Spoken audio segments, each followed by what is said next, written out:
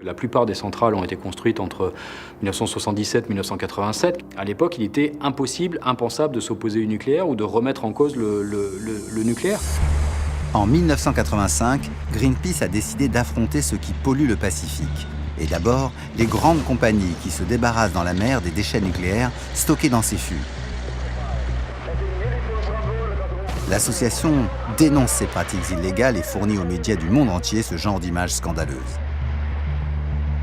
Greenpeace a aussi décidé de montrer à la terre entière les essais nucléaires français en Polynésie. C'est la dernière campagne de Greenpeace prévue dans le Pacifique cette année-là. Les militants sont très bien préparés. Ils naviguent à bord d'un gros chalutier, le Rainbow Warrior. C'est une véritable petite guerre qui se joue entre les écologistes et les militaires depuis que la France réalise ses essais nucléaires dans le Pacifique. Et en cette année 1985, les amiraux se sentent investis d'une mission sacrée. Continuer coûte que coûte les essais nucléaires pour sauvegarder la grandeur de la France. Et ce ne sont pas quelques activistes qui vont les en empêcher.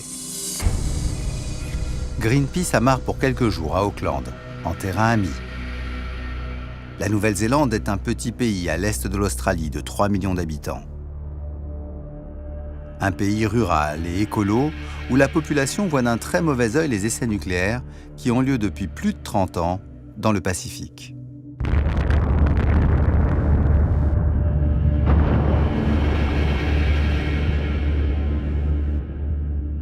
La Nouvelle-Zélande est un pays opposé à l'utilisation de l'arme nucléaire, donc on sent qu'il y a une vraie bienveillance, un soutien, une aide qui n'a jamais failli.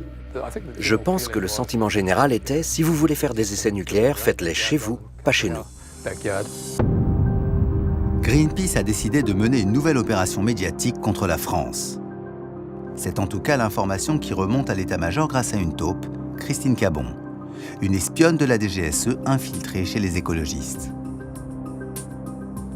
Les militaires refusent de se laisser intimider par l'organisation antinucléaire. Une opération secrète est décidée pour stopper les activistes.